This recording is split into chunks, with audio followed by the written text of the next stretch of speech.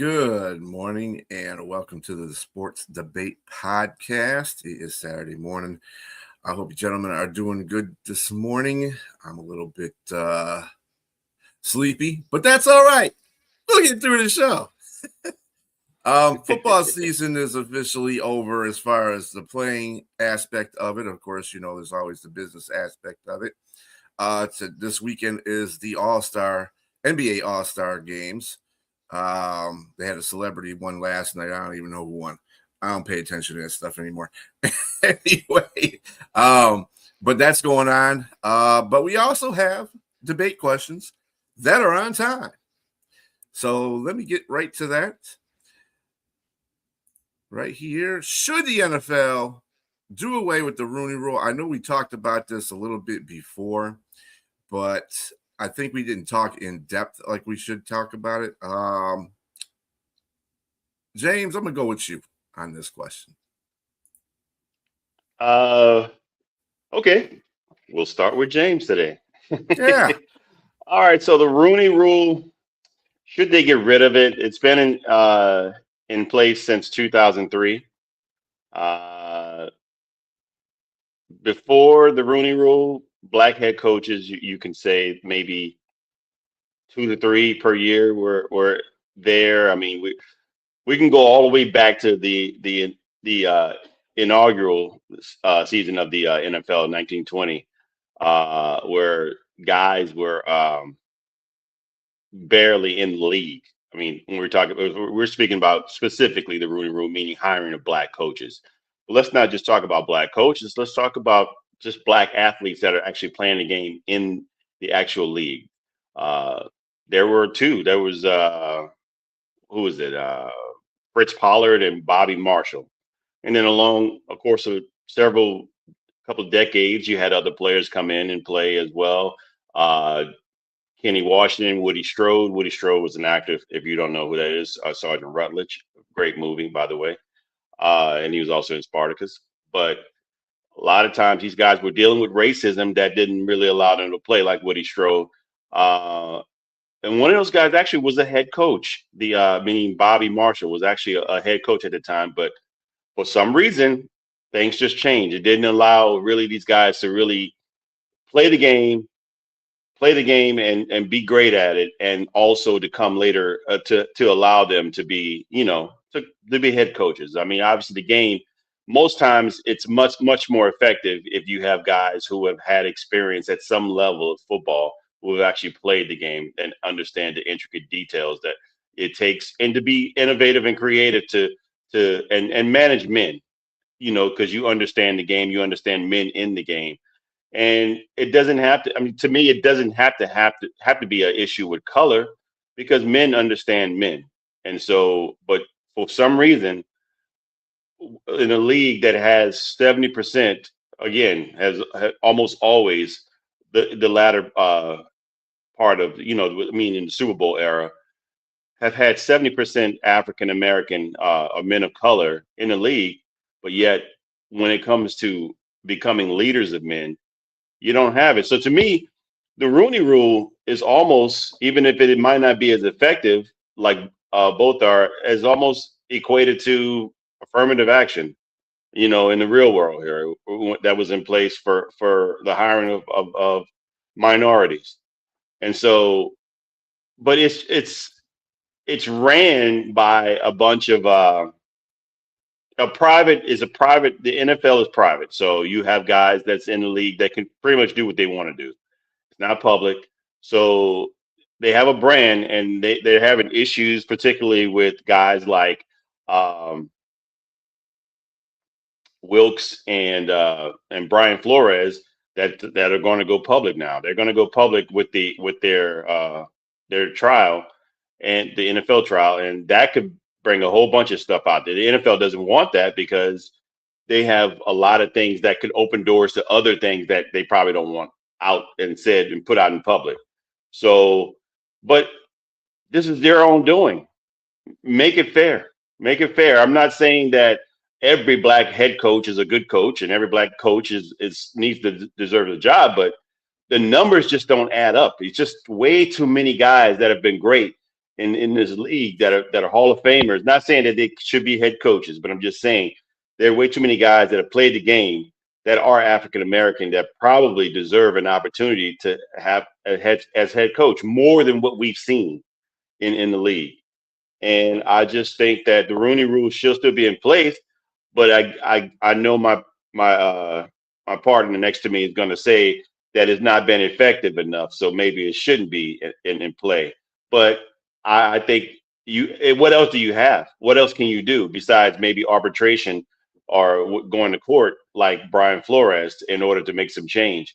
But we'll see. I don't have any faith in that either, because I just think that if you have that much power, you have power to almost change rules and laws. We'll see, or bend them, at least, to say the least, that when you have that much money and power. But I am in favor of keeping the Rooney rules, and I'll leave it at that and let my partner go. Yeah, I didn't realize we're going back to 1920 to hear the way African American players, individuals were deprived. I mean, on Tuesday I'm going to go see a movie called Lincoln. It's going to go back to the days of civil rights, and yeah, the United States historically has been a racist country. Let's be honest about it. That's the point. So but going back to 1920, I mean, we're talking about today. I don't want to hear guys were deprived, and they were. They absolutely were. Where you could talk about baseball. It wasn't until 1947 that a black player, Jackie Robinson, was in the big leagues. I mean, come on. I mean, the Rooney Rule here, the idea is good. The idea is good to have the Rooney Rule. I get all that. Roger Goodell takes a bad knock. He's not a bad person. He actually is a good person. His dad, Charlie Goodell, was a United States Senator, and he would go against then President Richard Nixon, even though they were in the same political party, because he was against the Vietnam War at the time.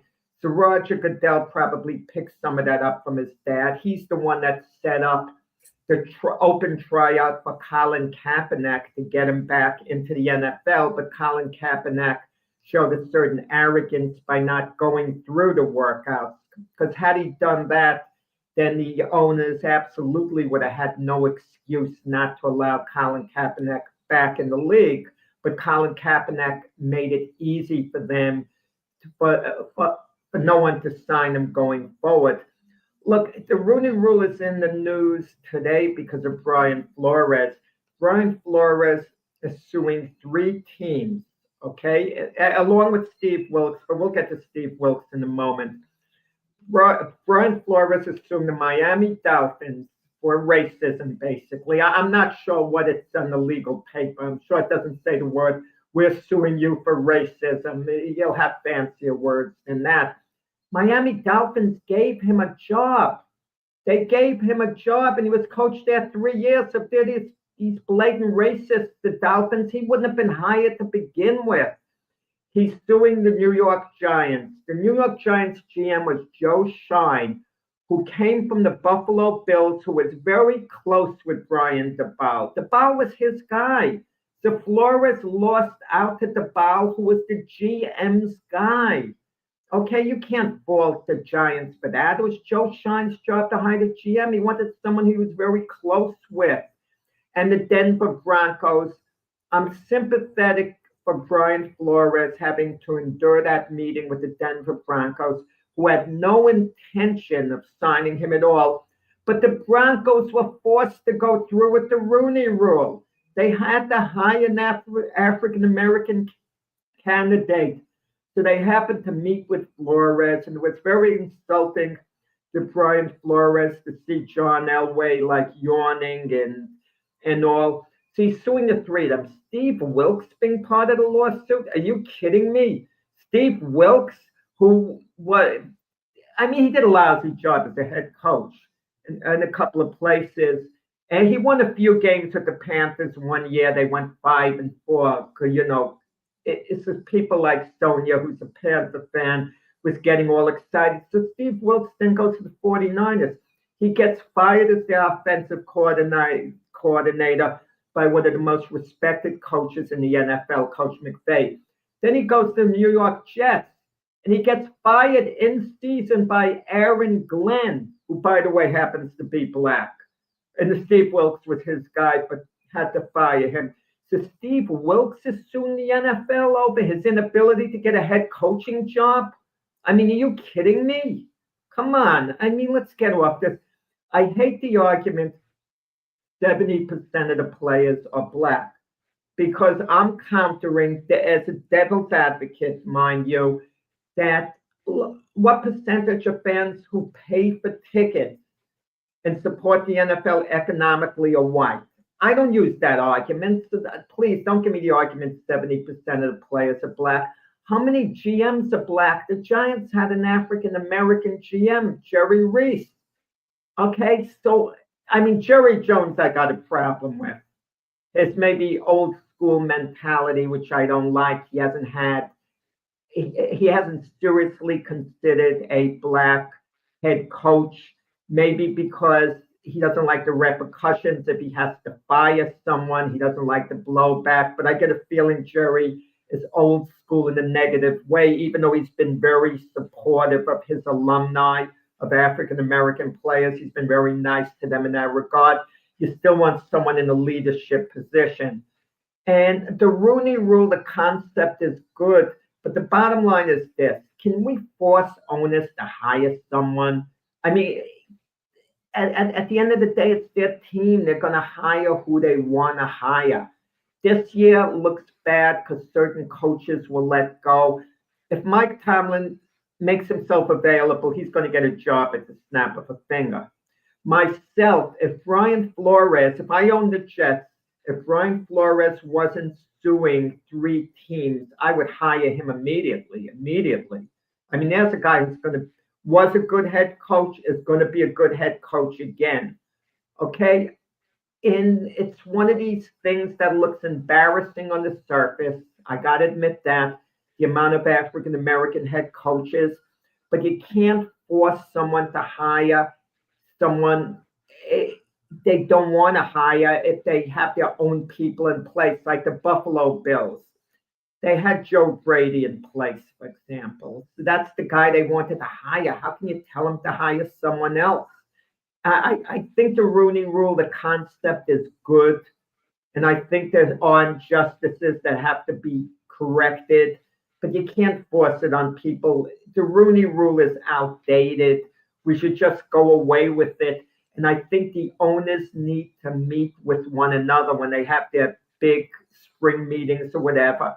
And it's an issue they have to go over and consider. And I think in closing, we have to look at every franchise individually. And let's take a look at their individual history, of how they've hired, African-American head coaches, GMs. Have they really been fair? Or what's the circumstance of them not doing it? If they've had already great head coaches in place, that means they're not hiring anyone else, okay? But if they haven't and they're playing musical chairs with coaches and they're all white, then that's a problem. So before Brian goes, I still have to counter that argument about the fans being almost all white. It's still, again, the fans don't play the game. The fans don't understand the intricate details of the game. It doesn't matter if they're fans. They're someone who comes that they're there to be entertained. The players are part of they are the entertainment, managing the entertainment, being a part of the leadership that guides the entertainment is what matters. What I'm talking about, and allowing the guys who actually do that to come up, to have that opportunity to come up and be a part of that management is what seems to be skewed. Look, I don't want to pull some comments here, but if I'm going to go maybe way back to Jimmy the Greek, he's on record as saying, if black guys get head coaching jobs and quarterback jobs, what jobs are going to be for us? That's what was said there. And that's why I have a problem. I have a problem with that too, but that was decades ago. I have a problem. But it was said, is what I'm saying. But it was said. He was fired. He was fired. But my thing is, he let it out. But my thing is that sentiment it can be held quiet without someone saying it. I mean, the actions might show the same thing if you're not allowing. When Jimmy the Greek made it, there weren't any black starting quarterbacks in the NFL. Things have changed, James. They have. I agree. I agree with the quarterback. I'm just saying the last aspect might be the coaching. Think about that. Let me understand this. The black quarterbacks, some of them in a few of the teams are playing poorly, and all of a sudden you get white quarterbacks come up like Drake May out of the draft, and they're playing well. And we look around the league and we say, wait a second, there are only 3 starting black quarterbacks in the NFL. Should we then don't hang that over my head, sir. You know me. I'm a fair person. If you're black and you're bad, I'm gonna tell it to you. It's just what it is. I mean, if you're not a good quarterback, you're just not a good quarterback. No. That's but what it is. Look at the overall numbers to point out it's circumstances, right? You have to look at every individual franchise. You're a New Orleans Saints fan. How many black head coaches have the Saints had? That's one of the 11 that still have it, and I still have a side eye to the organization. Yes. Okay, Sean Payton was their coach for years, so there really wasn't an opportunity to come in with a black head coach, and you wouldn't have wanted one in place of Sean Payton because he was one of the best coaches. Is one of the best coaches in the NFL. So you had an elite coach there. So when Sean Payton moved on, were there better candidates than your current head coach? Maybe there were.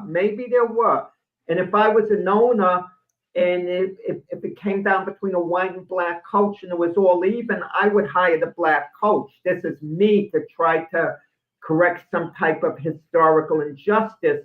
But if you are more impressed with a candidate and you have the man you want, I mean, it's hard to make a move. These are individual pieces. These are like 30 individual teams that are making the decision.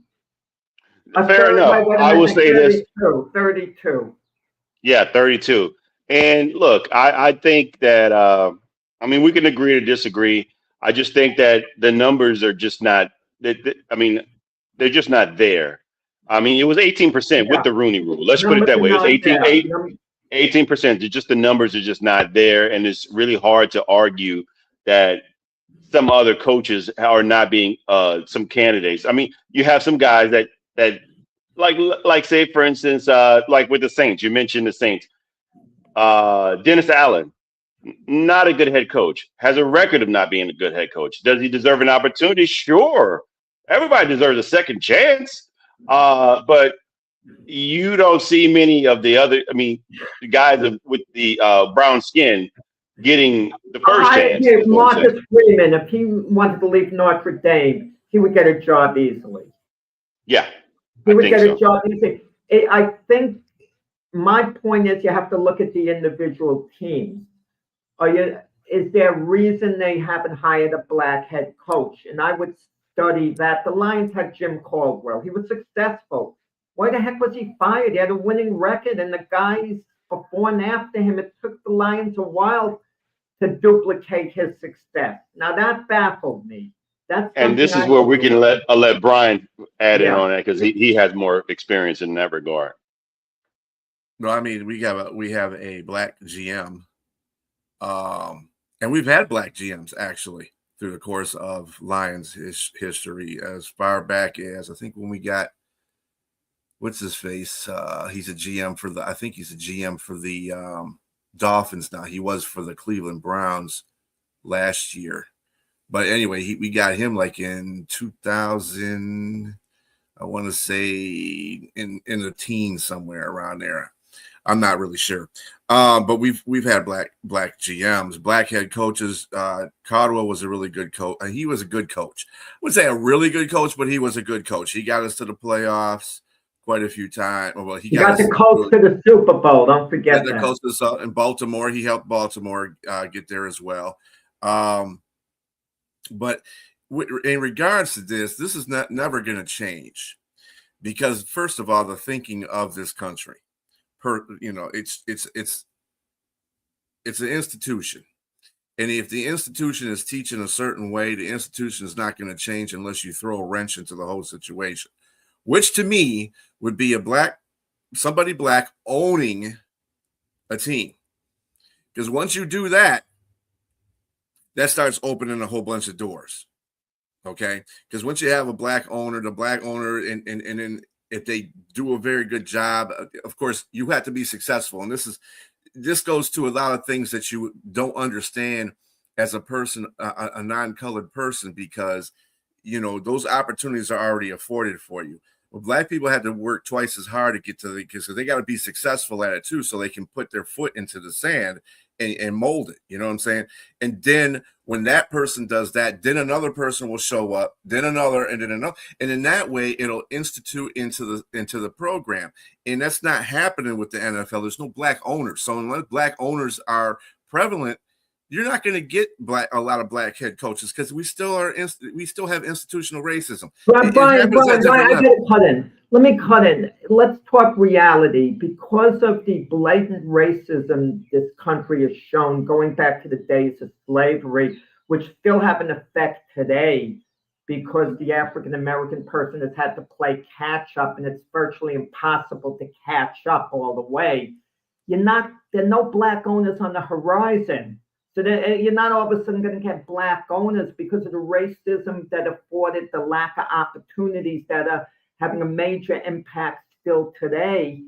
That's why we don't have black owners, and we're not going to have black owners. But this is what I'm trying to say. This is what I'm trying to say, Jack. Until you get to that point. But we're not going to get to that point for maybe 100, 200 years. Yeah, I mean, if it takes that long, it takes that long. But you got to get to that point sometime. The Rooney Rule is I think we can all agree the Rooney Rule in general is something that's an idea that's kind of raised awareness to the situation that's at hand. Other than that, it's typically failed because people are still doing what they want to do. You were talking about Freeman. We're not talking about introducing black coaches into that necessarily as much as we're talking about black coaches getting second chances, like James is saying. I find far more their white counterparts get second chances than black coaches do. So this is the problem that we have. If they could just do that to a point, that would be great. Because you said immediate. Mike Tomlin would get back into a coaching position immediately, a head coaching position immediately. But and that's because he's had success with one organization. Raheem Morris. Does he have a job yet? No, but he got the second chance. Well, that's true. But I agree.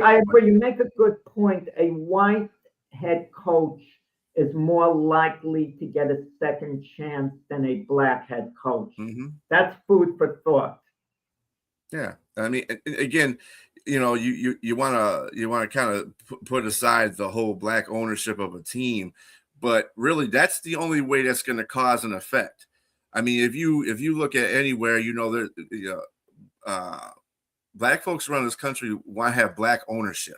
That's why I say I want to do this for black folks because I want to have my own ownership, which if you're not black, you don't understand that concept because you're having a battle. You're having to battle a institution that's not allowing you to get where you need to get to. So you have to do things for yourself, and because you're already, this country is just messed up when it comes to stuff like that. It's the only thing I love America, and I love the concept of what we have here in America, but it falls flat in its face in a whole bunch of ways.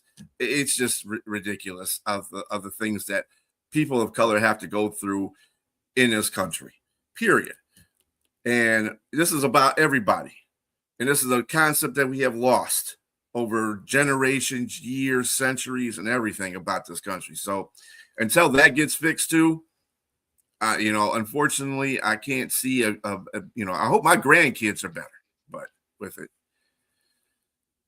Go ahead, James. No, I was going to say, let's go to the next question, man. We got a lot of in-depth stuff. All right. But great debate. Question is, should Joey Porter have called Ben Roethlisberger a terrible teammate considering that they won a Super Bowl together?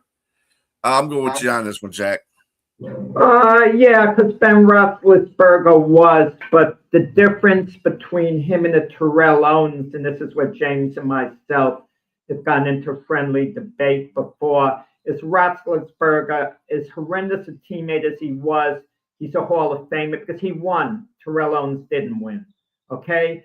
And it's you guys have had office jobs, you've had coworkers, and as long as the job gets done, you don't have to like him. He's a bad guy, Ben Roethlisberger. I mean, when Mason Rudolph was drafted in the third round by the Steelers, he immediately said, "It's not my job to help him out. If he asks me a question, I'll answer him, but I'm not here to help him." He made it clear. And Mason Rudolph hinted as much when he left the Steelers for 1 year to go to Tennessee. Roethlisberger was a bad guy. You know, the Steeler players all went to this bar in Pittsburgh, but the owner let it be known he didn't want Roethlisberger there. You know, the other players were welcome. He didn't want Big Ben there.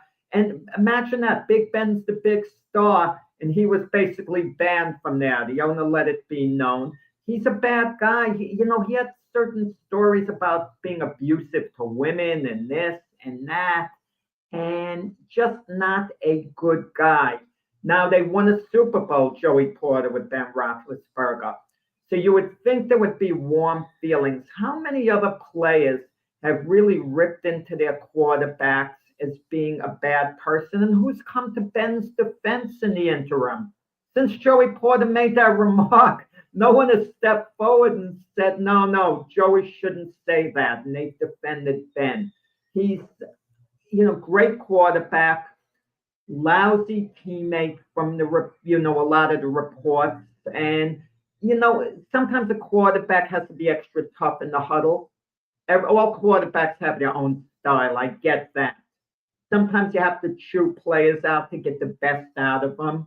But you got the feeling with Ben Roethlisberger, he would just chew guys out because he was just mad, not to improve them. Yeah, Joey Porter was absolutely entitled to come forward and cast a light on how Ben Roethlisberger is.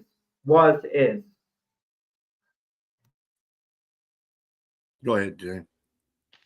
So you're saying you said Joey Porter was entitled to come out with yes. I think he was being nice about it. I think when I say nice, he said he wasn't a good guy. He said he wasn't a good teammate. I've watched full context of that podcast with Cam Hayward and Diana Rossini during Super Bowl week, and it shed light a little bit, but it's from one guy's perspective. Should he have said things about it? I think it was more defending his guy. This is everything based and predicated on what was said about Mike Tomlin, about how Mike Tomlin coached and what he can do. I watched the podcast of Big Ben, and I didn't see a lot that said that he was really putting Mike down. I watched it in full context. He virtually said that it was just probably maybe time to part ways because sometimes it's just like that. He gave an example of Andy Reid and the Eagles. I mean, they won a lot of NFC championships, but they got to a Super Bowl, but they didn't win. And then sometimes things just become stale. And as much as this guy is not a good guy, I can agree with that statement. I can agree with what he's saying. Sometimes it's just, things like Jack, you've even said it. It may be just time. You've been on record as saying that it might be just time for Mike Tomlin and the Steelers to part ways. So, but I think it was just a matter of when Joey Porter said, if I'm Big Ben and the things that I've done, I wouldn't grab a microphone and say anything in regards to them. So he's saying that this guy is not the guy to say much of anything. He should just be quiet and ride off into the sunset, because of all the things that he's got in the skeletons in his closet. I mean, mind you, Joey Porter is not the choir boy himself, but Joey Porter will tell you that he's not exactly a choir boy, but he's a loyal guy. And he said they hid a lot of things. They stood up for him. But Joey Porter also said that when they voted captains, they didn't vote Big Ben as a captain. They voted Joey Porter as a captain. They voted a couple other guys captains. the organization made him a captain. But if it had to be amongst the players, it's telling that they wouldn't have made him a captain. But all that being said, if I'm Joey Porter, if stick up for your guy, but which is Mike Tomlin, and I'm glad he is sticking up for him, because obviously from a few other players I've heard things when he said this. Mason on X, Mason Rudolph chimed in and said bullseye. Pouncey said some things. A lot of guys that were like big time players for the Steelers virtually agreed with Joey Porter's stance. My take is, though, it's just that why are these guys putting this stuff out there now? I mean, everybody, James Harrison, he got on him about his comments, and I think he was just in his feelings about not being allowed to come back to the Steelers at a certain point when he didn't want to deal with that persona when the diminished talent was there, but the persona was still there. It's like Chris Paul. You got this personality, but your talent is not as good as where your mindset is, sir. You got to take it down a notch. And Tomlin just didn't want to deal with that. And so you hear James Harrison on his podcast calling Mike Tomlin not a Hall of Fame coach because he doesn't have a Hall of Fame tree following him. I mean, a coaching tree. Goofy stuff. I would just say that I still would have kept this in-house because ultimately you're tainting your legacy as an organization. This is putting out a lot of bad stuff towards the organization. If he's a bad guy, you kept it this quiet this long, don't say nothing. If I'm Joey Porter, don't say nothing. But if you're Big Ben, I didn't hear nothing wrong with his comment. I think they just wanted to get that out there. It was just something that was said, and they've been waiting to say something. But if you're you have this much legacy going on with the Steeler Nation, this doesn't help it. It kind of hurts it. It taints it a little bit. And if I'm James Harrison, I should be quiet. If I'm Joey Porter, if you defend your guy, you should be quiet, though. And Big Ben, with all your history, including the accusations about SA and this stuff like that when you were young, and not signing your teammates' family's autograph and stuff like that. Again, I think people can have the opportunity to change. And from what I understand, he's gotten better over time, but I'm not in the locker room. I don't hang with Big Ben, so I don't really know how true all this stuff is. I just think that overall, the bigger picture, how does this paint a picture on the Steelers' legacy as a whole? And if they're blue collar, championship driven, family oriented organization, this is not what you want to see in that shrouds, a cloud on a great organization. So you might want to tone it down and everybody just be quiet and go sit down. And like Ryan Clark said, do the veterans need to have a locker room meeting where the old veterans and sit down and talk about this kind of stuff? Because again, it does taint the image of the legacy of this organization. I could just picture you and Brian. You're no longer working with a coworker who you absolutely couldn't stand for years. You're going to meet with them when you're done with your job and you've moved on to have lunch to discuss things. Come on, just get out of here with that. Big Ben, Big Ben, he wasn't a good guy. He was a bad teammate. Bottom line, his old teammates should be allowed to express that. You know who Big Ben was like in this, in closing? That movie, I don't know whether you guys saw the movie Draft Day.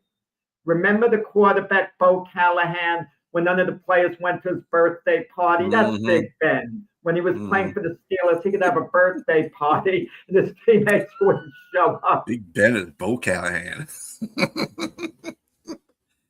That's actually funny. Yeah. Yeah, Ben Roethlisberger. I mean, we all know things about him will come into the light. I think you're right, James. I don't think nobody should say anything about it. I mean, they won a Super Bowl together. They were a very good team over decades with Ben. So I mean, professionally, that should just stay in a house and whatever. If you have a personal problem with the person, or you don't, and several other teammates obviously had personal problems with them, it don't make a difference. At the end of the day, y'all work together. It's like all of us working together. We might not like somebody, But we all get the job done. That's the whole point at the end of the day. Get the job done. Win for the organization, whatever the case may be. We all know Ben Roethlisberger is no saint. He's already proved that way early in his career, from the motorcycle thing to the alleged rape that happened in a stall in a bar, that kind of stuff. When you have that kind of stuff hanging over you, you know you starting off on the wrong foot as being a good quarterback or saintly quarterback. I'll put it to you that way. But anyway, yeah, I mean, they have the right to their positions, but yeah, coming out way after that, it's really redundant to me.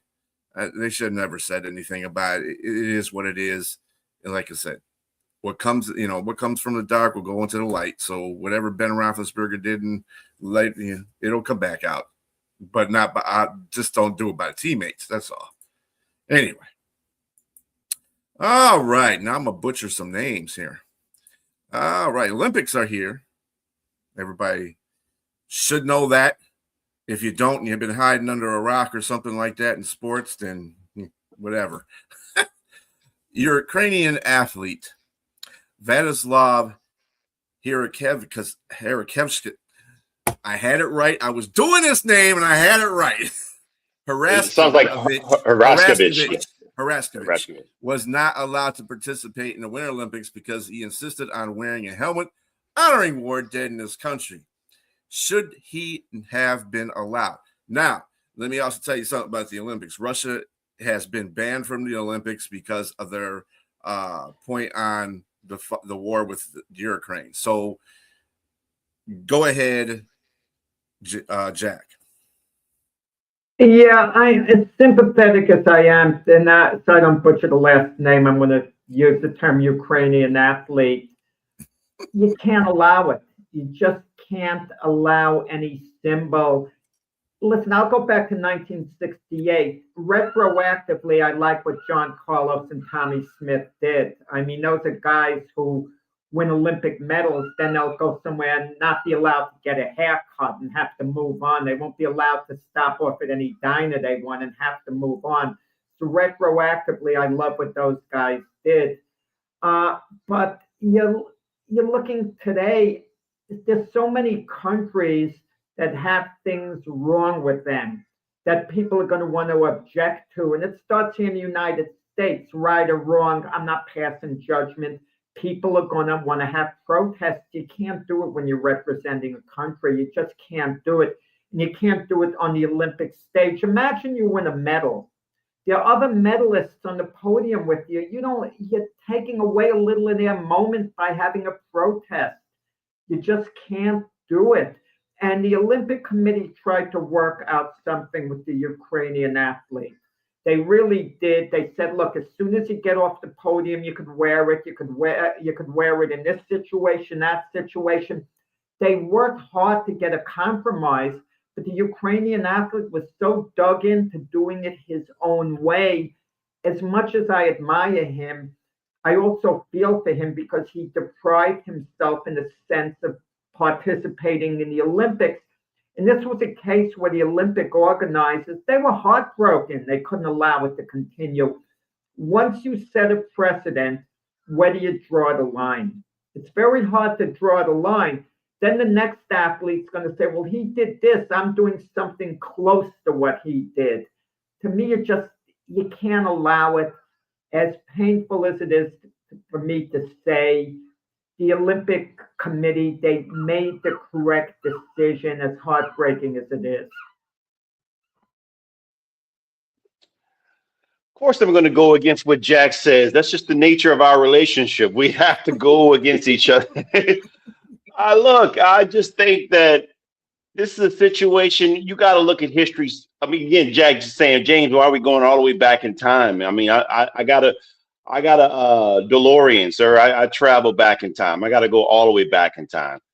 Look, Jesse Owens, you brought up Tommy Smith and John Carlos. Yeah, this is in 1968. They pull out the black glove and raise their fist in honor of Black pride and solidarity during that time, during the tumultuous time. 1968. I mean, you got leaders getting killed and everything else, man. it just wasn't a good time for civil rights.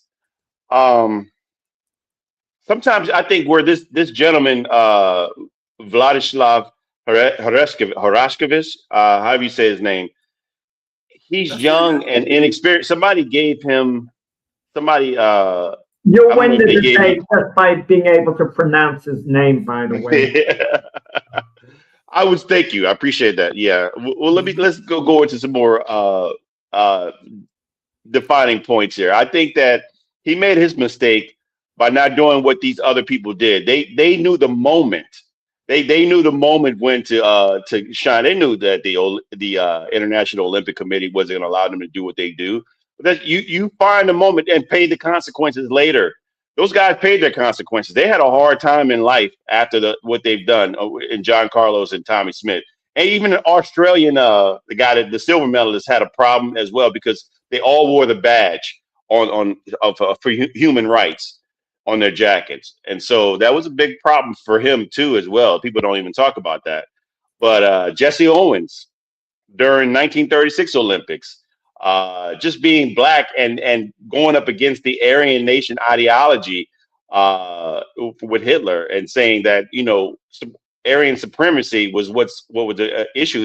He broke that mold by winning 4 golds in that Olympics, and he didn't have his hand shook by Hitler as well. But I think, for what I understand, he wasn't shaking anybody's hands because he was only shaking the Germans' hands when they won, and they told him he couldn't do that. So he just elected not to shake anyone's hands, for anyone's knowledge out there. Peter O'Connor, 1906, going way back. He climbed the pole and changed the British flag to an Irish flag.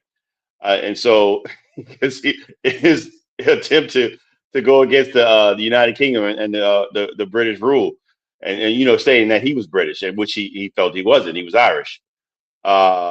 Just a few other people that are there that did the same thing, but they did it in the moment.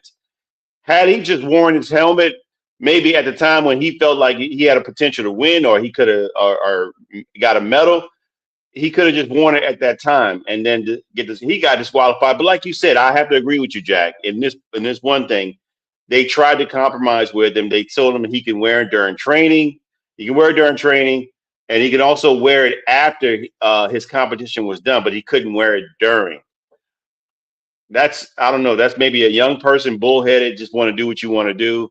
Sometimes compromise matters, because if you're still getting the camera, and maybe he felt that they weren't going to show him if he elected to go with what they said, they would cut him out if the cameras, weren't on him. If they felt it was too political, possibly. But I think they should allow for more. I mean, this is what I think we're supposed to be, what the Olympics is supposed to be about. In regards to like United Nations. James, let me tell you this, how it affects the other athletes who don't have a view. The 2016 Men's Olympic Marathon, Galen Rupp, a long-distance runner from the United States, he won the bronze medal. He was only 10 seconds behind the silver medalist, meaning in a marathon, that's very close. But as the silver medalist, I forgot his name, from another country, one of the smaller countries, is crossing the line. He's making these wild gestures with his hand. It's a protest of his country. But he took away Galen Rupp's moment, who was close behind him, because people are noticing the way he's gesturing right a little ahead of Galen Rupp. It's wrong. I got it here. I got the guy's name here. Feyisa Lilesa crossed his arms at the finish line to protest the Ethiopian government's treatment of the Oromo people. Yeah, and that was 2016, like you said. But if you're Galen Rupp, you don't want that right ahead of you. You're having your moment of glory as an Olympic medalist in the marathon. It just, I wouldn't like that at all. I mean, how would you? It's like someone's taking away your moment in a sense. Listen, we could debate this back and forth, and you come up with great points. The Ukrainian athlete, it was a noble gesture on his part. Who did he wind up hurting? He wound up hurting himself at the end the most. he's making a sacrifice that people are going to forget in time. He didn't get to participate in the Olympics, but this was a case where the Olympic organizers, they really did try to sincerely find a compromise, I feel, and they weren't able to. It was either his way or the highway at the end, and they finally had, I feel, little alternative but to let him walk. Yeah, I think this is the counter to Russia not being in the Olympics. They feel if they put Russia out because of their fight with the Ukrainians should, it should balance out. Shouldn't be coming in there with that helmet with the, memorializing the fallen heroes of the war, because it's kind of like an offset and balance with how are you not going to let the Russians in there, but you're going to allow this guy to wear a helmet with, the fallen heroes of Ukraine on it. It's kind of not setting the right precedent. To tell you the truth, I think more of this debate should have been on whether it was right. Whether it was right for the Olympic Committee to even ban Russia. I know people will automatically jump on that and say, yeah, because they're the ones that are the bully, and they're fighting. And what year is this now that we're talking about this? That there's still a war going on. That tells you a lot about Ukraine and Russia. So Russia's the big bad mother, right? And then Ukraine's this little small country, state, whatever you want to call it, that's fighting off the big mother. And they're doing a very good job at it. So,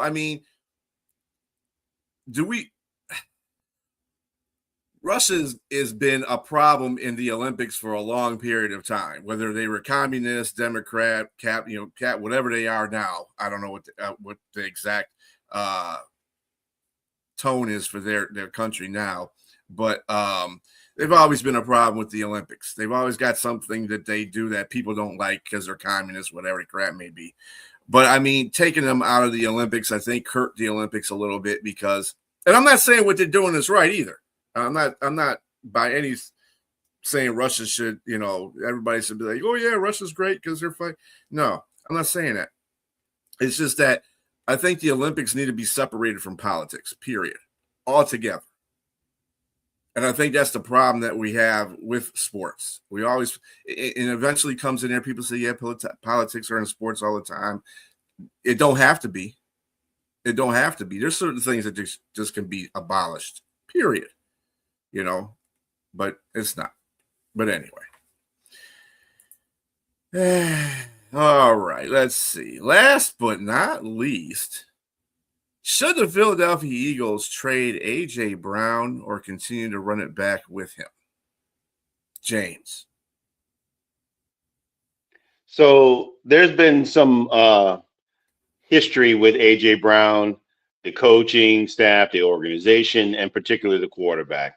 Obviously, things were said, not always said. They're just actions that were taken when A.J. Brown felt like he was being neglected, not getting the ball, not getting enough of his stats. Sounds like a selfish type of player. But most great athletes are selfish. They just may not say it, but most great athletes, their skill set and their stats are predicated on them getting the ball or being around the ball. And I think particularly how the offense is ran and is called, and Jalen's not his inability to get A.J. Brown the ball, but to target him more so. And he's not a guy that gets great separation, but he's a guy that has well contested catch radius, and he can catch the ball. He'll moss most guys that come up against him. And so I feel as if he's a guy that probably has been neglected as a receiver because of his talent. You can see where it's at. He's also a guy that's hurt himself. Now, recently, when you look at the playoff game that they lost, there was a ball thrown in right in his hands, and he totally dropped the ball. Yes, he's the guy the antics that you see on the side of the field are a bit distracting, and there's no way that someone should continue to do these sort of things or say things in the media when he's being asked certain questions about his team. It may be time, as like Big Ben said regarding Mike Tomlin and the Steelers. It may be time to part ways for those two, and I agree that they should trade and get what they can for him. He's being paid. He's on a $95 million contract, and he's still got a lot of money left to be paid. And they can get some valuable assets for him. Somebody wants him. Somebody's going to want that skill set. And I would trade him and just go with the guys that you have in-house. Get maybe a second and a third, and get a draft pick because there are some decent receivers in this year's draft, or maybe get another free agent. Get another free agent that you can get somebody that's less quiet. I mean, that's a little more trustworthy. That can give you a lot of trouble with their mouth, and move forward, because he seems to be a total distraction. And either whether they're winning or not winning, he obviously had a terrible 2023 season. 24, was it 24? Yeah, 2023 season, had a great 2024, and it seemed like they regressed again in 2025. But I would trade him. Okay, James, this is coming from someone, a guy who calls Terrell Owens a slam dunk Hall of Famer, who sings his virtues, a guy who's torn up locker rooms. Just move A.J. Brown, get him out of town, send him packing for second-round draft choice. The top receivers in the draft are going to be gone by then, okay? You can still get value, don't misunderstand me, but the top guys like Cornell Tate, etc., are going to be gone at that point. A.J. Brown was correct to show discontent. It was proven by the end of the year. The Eagles moved on from the offensive coordinator. Their offensive scheme was flat out bad. He saw that. He was exasperated. He wanted to make the team better. He saw what was going on. So he's being accused of being selfish. Sometimes you have to be a little selfish. If Saquon Barkley feels he's not getting enough carries, he's entitled to speak up and start arguing about it, knowing he could. Hold on, Jack. I got to intercede. I'm going to let you go. I got to intercede. When you said that he was fussing about the coordinator, yeah, it was flat out bad. But this is not new. He was acting like this when they won the Super Bowl with Kellen Moore. Thank you. They won the Super Bowl. He was acting like that.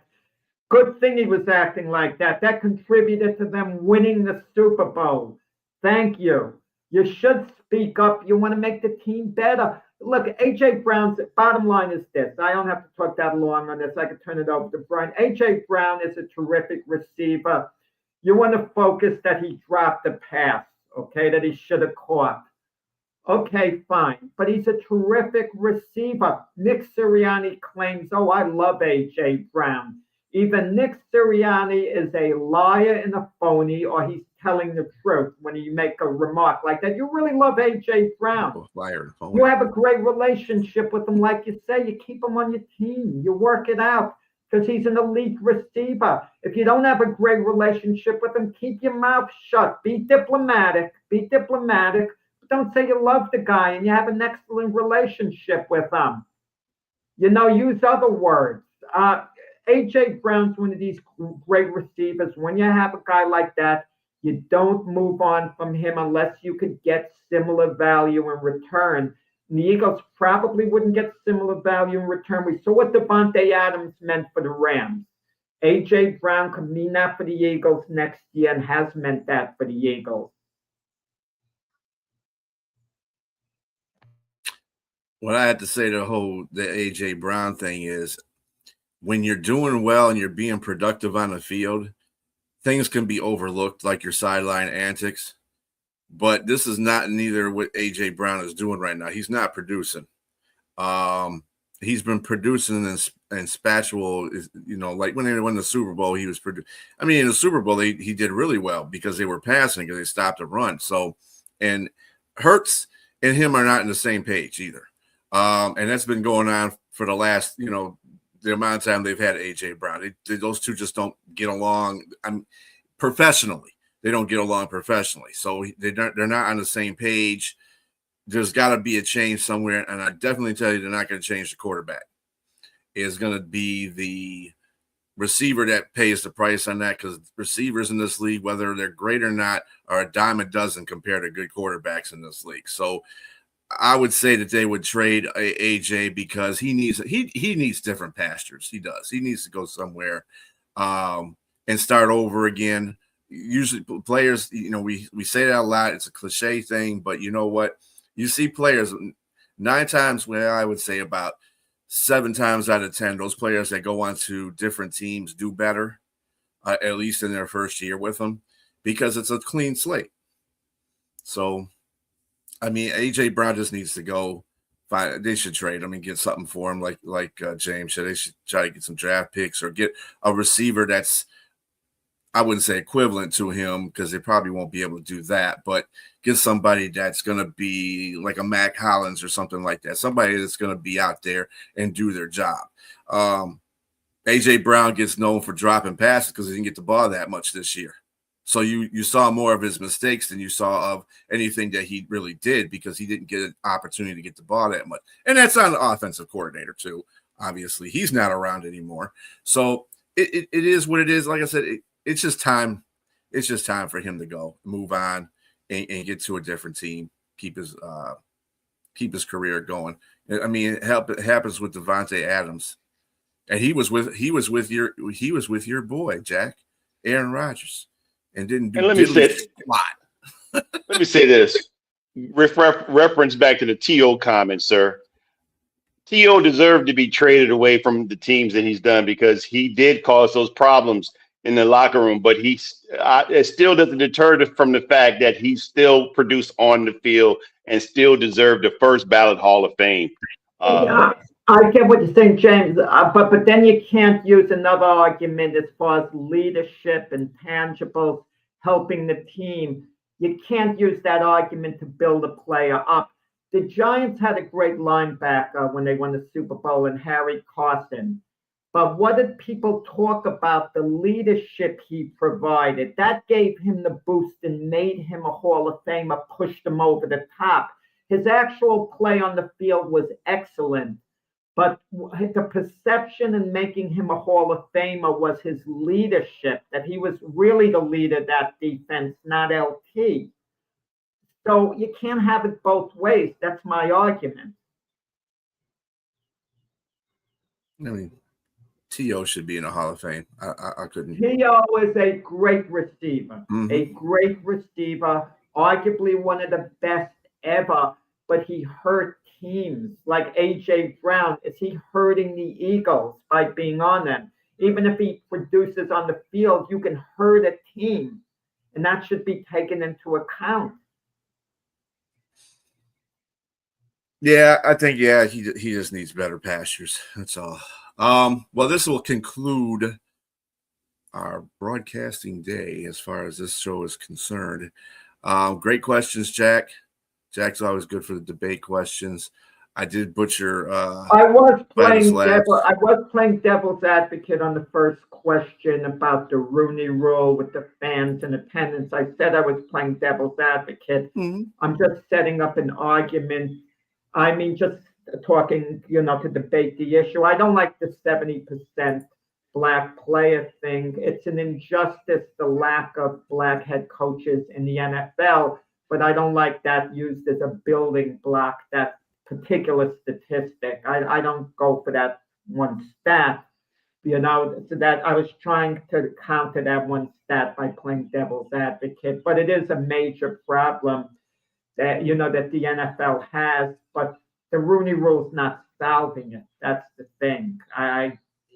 So what's the next step?